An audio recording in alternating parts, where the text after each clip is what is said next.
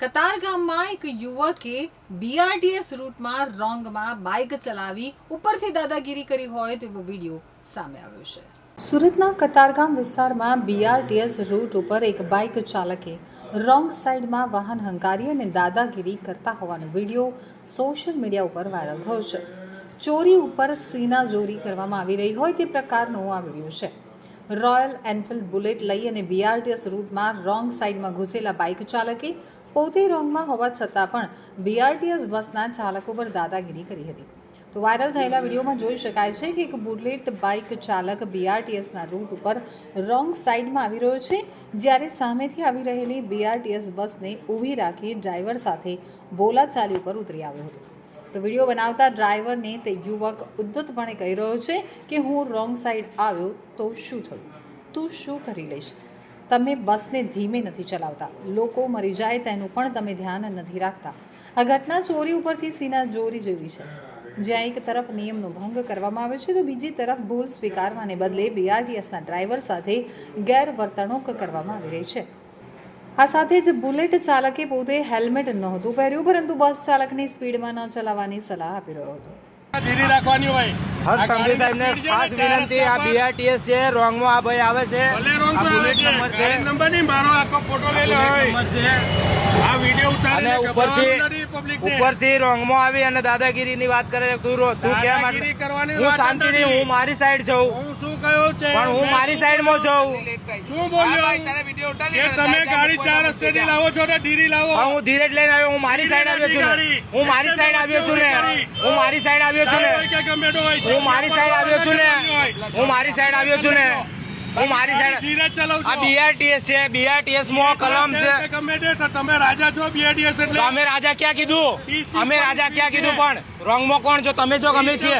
Speed છે તારી કેટલાની? અમારે 30 ની સ્પીડ છે, તું ગાડીની સ્પીડ 4 રસ્તા પર સ્પીડ આપવાની માણસ માની જવાનું તમારે। તમે રોંગમાં આવો છો, તમને એટલી શરમ આવી જોઈએ કે બીઆરટીએસ માં ડબલ ગાડી નીકળે, બીઆરટીએસ માં ડબલ ગાડી નીકળે, બીઆરટીએસ માં ડબલ ગાડી નીકળે, મને કયો? તમારા લોકોએ ગાડી પણ બીઆરટીએસ માં રોંગ સાઈડ માં બીઆરટીએસ ની મેટીની બહાર ગાડી તમારે મન ભાવે એમ ચલાવવાની, મન ભાવે એમ ચલાવી તમે ભાળી?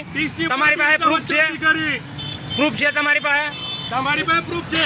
મારી પાસે તો છે પ્રૂફ। તો આ મામલે સુરતના મેયર દક્ષેશ માવાણીએ જણાવ્યું કે બીઆરટીએસ રૂટમાં રોંગ સાઈડમાં એક બાઇક ચાલક આવે છે અને અકસ્માત થતાં તે બચી ગયો છે, છતાં પણ ડ્રાઈવર જ્યારે તેમને કહે છે કે રોંગ પર આવી રીતે ન આવો, ત્યારે તેની સાથે દાદાગીરી કરી રહ્યો છે તેવો વિડીયોમાં સ્પષ્ટ દેખાય છે।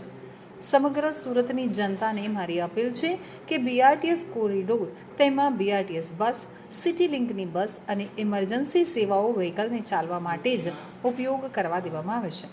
આ રીતે કોઈ બીઆરટીએસ રૂટનો અન્ય વાહન રોંગમાં ઉપયોગ કરે તો સામેથી આવતી બસ સાથે મોટી દુર્ઘટના બની શકે છે। સિગ્નલ શરૂ થવાના કારણે 100 જેટલા માનવ મોત થતા બચાવ્યા છે। ઉલ્લેખનીય છે કે બીઆરટીએસ રૂટ ફક્ત બસ માટે જ અનામત છે અને ત્યાં ખાનગી વાહનો ચલાવવા પ્રતિબંધ છે। તો આવા રૂટ ઉપર વાહન ચલાવવાને કારણે અકસ્માત થવાનું જોખમ વધી જાય છે। જો કોઈ અકસ્માત થાય તો ઘણીવાર બીઆરટીએસ ડ્રાઈવરને દોષિત ઠેરવવામાં આવે છે।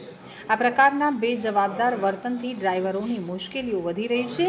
આ બાઇક ચાલકના બેફામ વર્તનને કારણે લોકોમાં ગુસ્સો ભભૂક્યો છે અને સોશિયલ મીડિયા ઉપર તેના વિરુદ્ધ સખત કાર્યવાહીની માંગ થઈ રહી છે, જેથી ભવિષ્યમાં કોઈ પણ વ્યક્તિ આ પ્રકારના જોખમી કૃત્ય કરતા પહેલા 100 વાર વિચારે। આ ઘટનાએ સુરતમાં ટ્રાફિક નિયમોના પાલન અંગે ફરી એકવાર ગંભીર સવાલો ઊભા કર્યા છે। આ મામલે સંબંધિત અધિકારીઓ દ્વારા કાર્યવાહી કરવામાં આવે તેવી શક્યતાઓ પણ જોવામાં આવી રહી છે।